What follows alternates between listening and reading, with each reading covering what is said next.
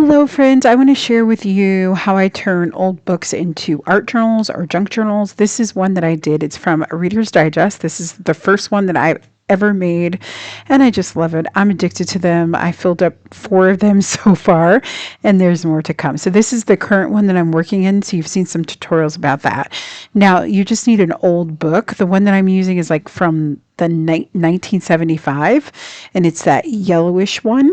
But you want to make sure that you get a sturdy book and one that is sewn in and not glued in. So here you want that little gap because you're going to rip out some of the pages, and that way the book can still keep its integrity. This is a new book that I got from the dollar store, and it was sewn in too, but you can see that it's a little bit not sewn very, very well. And I just love using like old books for this that people are going to throw away. That's primarily what I create my journals with. And of course, you're going to need a glue stick. And the first thing that you need to do is rip out some pages because we're going to be adding lots of layers onto our pages. So you do need to rip some out. I don't count this. I just kind of do it randomly, and I tear out a ton of them at first, and then if I need to tear out more, I will. But I normally do, I was looking through the book, I do normally glue like 2 pages together. But you know, you're adding so much paint that if you didn't necessarily want to do that, you don't have to, but yeah, it just gives it more room. So I'm just going to start ripping these out. I like to kind of hold it at a diagonal, and then I just gently pull it out, but you have to put some pressure on it too. And it's okay if it's not perfect. It's an old book, right? So, I mean, it's going to fall apart a little bit, and that's okay. So don't be too hard on yourselves. But I just like randomly pick like clumps, and then I just tear out pages. So you can't do this wrong. It'll work out great. If you want to do like every 3rd page or every 5th page, that's totally fine. And if you have a little bit that's sticking out, like a little bit of a leftover page, I just kind of pull that out gently. You can even like see if you can find the signatures when it's sewn in, and that's a good place, you know, to pull them out. But I do mine quite randomly.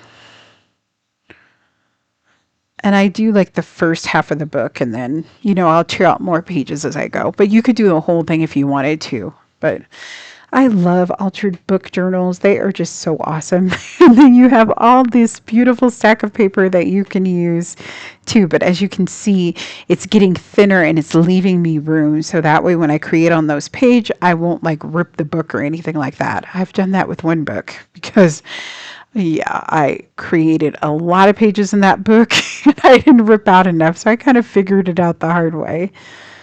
But this is like the first step. If you want to see like, you know, other things that I do or ideas for pages, that's on my YouTube channel, so you can check that out too. And, you know, I'm ripping out quite a bit, like 2 or 3 pages, but you could just do 1 page at a time, and that would work out great too. And I just kind of check and see. I'm almost halfway through the book, and I'm just going to like skip over some pages, take out some more pages, just give myself room.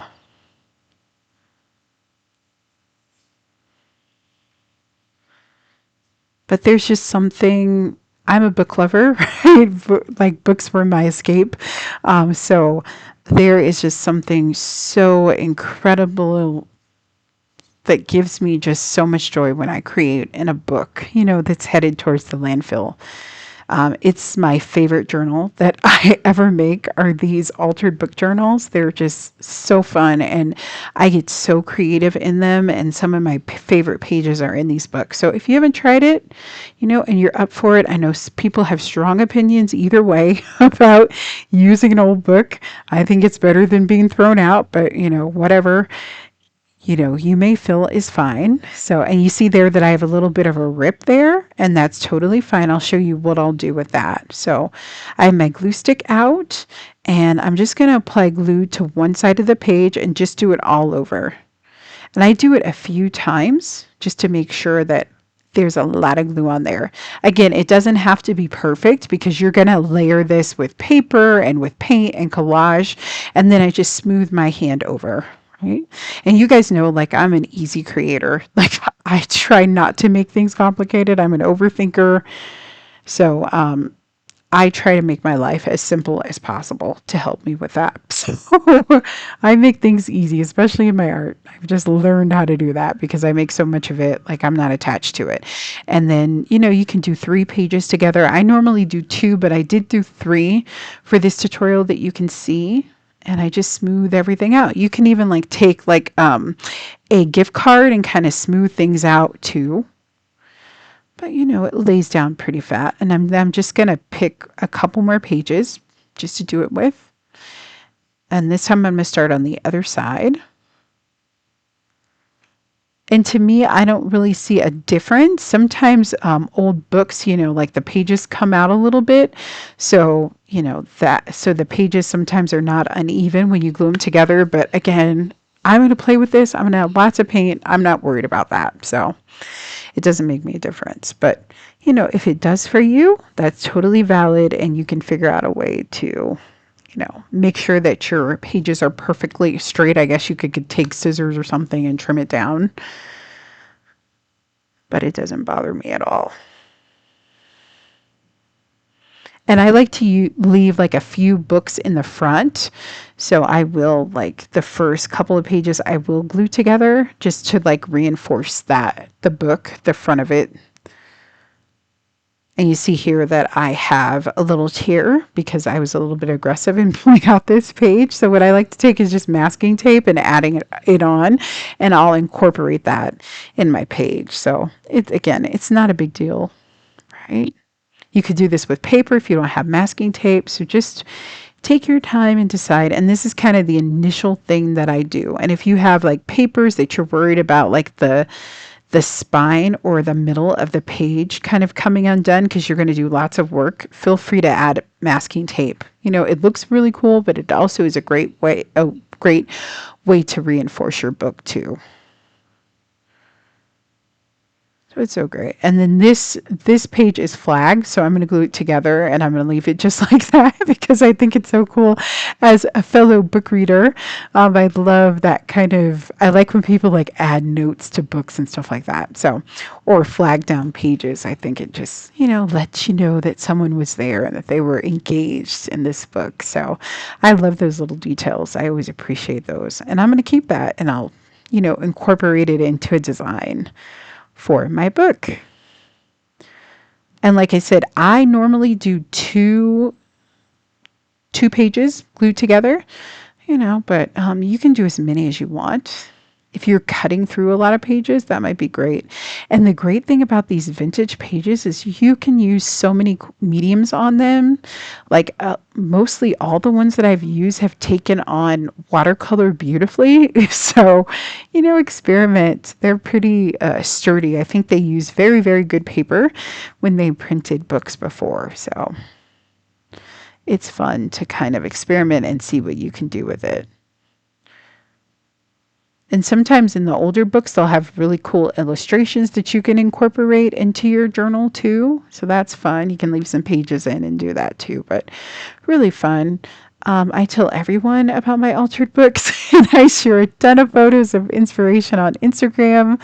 And like I said, this is my favorite journal. I have to make myself reach for the other ones because I just love this like creating in an old book. It's my favorite ever. So I'm just going to glue down a couple pages and then I'm just going to give you like a quick flip through of things that I've done in my altered book journal. So if you want to be inspired, you can be by that, but it's really, really simple, right? And I didn't do the second half of the book. I'll kind of create in the first half, but you could go through the entire book if you want to. I mean, these books take a little while to get through, right? I think like I counted and it was like 50 pages in my other one. So, they take a while. It's a big book, so it takes a while to kind of go through. But you can get, books that are a little bit smaller, and that will work out too. So, do what feels right for you. So I'm just kind of flipping through and showing you just how thicker the pages are. Yeah, and how nice is that? And I will just randomly do this, every now and then, and tear out some more pages and kind of thin it out. And you can, as you create in the book, you'll kind of see how many pages you need to get out. So really, really simple. And then I just give it a press down. And sometimes the edges, will need a little bit of extra glue, but this is how it looks. So already you can see that it's thinner. The book is thinner, and there's pages that are clumped together. So they are ready to go. And I like to leave it up to dry like that. And you can use wet glue for this. I like the glue stick just because it's less messy and I can do a ton of pages at once. But do you? You can see here that I took out half of the pages for this. So it kind of goes diagonal. That's what you want. You don't want it like where it's like spewed out. Yes, but I'll give you kind of a quick flip through. You see that I kept that Reader's Digest because I want to, always remember that. But you can add paint and paper. There's so many cool things that you can do. Washi tape, that's all paint with just mark making. I like to keep some of the illustrations. I've taped stuff in here and stapled stuff in here. I've cut stuff up and layered it up. So, I mean, the possibilities are endless. You can like completely cover the text or leave it exposed. I mean, there's a ton, right? And I've done this for a while. So, this is holding up very, very well. So I love it. It's fun to just play and just go through it, especially when I need some inspiration. But I love this book. It's so special. It's very, very special. It was my first one, which is so great. I kind of went for it, and I'm so happy that I did. And I showed you there that there were pages, that are not glued down very well. So I'm going to go back and glue those in. And that happens, periodically. It's not a big deal, but you can add quotes. And then I just like that old couple dancing. So I left that in there. And sometimes the pages are going to stick together, but that's okay. I use kind of a glossy paint, but they normally just come undone. And then that I need to re-glue, but it's been, 4 years. So I think it's holding up pretty good. And this was one that I started that I need to finish. So I hope that inspires you. Let me know if you want more videos of me making pages in my altered book journal. I would love to show you, but we're going to work in this yellow one. So I have some fun stuff coming on, and you guys will see kind of how this old book progresses into a beautiful art journal, junk journal, whatever kind of journal you want it to be. I'll see you later, friends. Happy creating. Bye.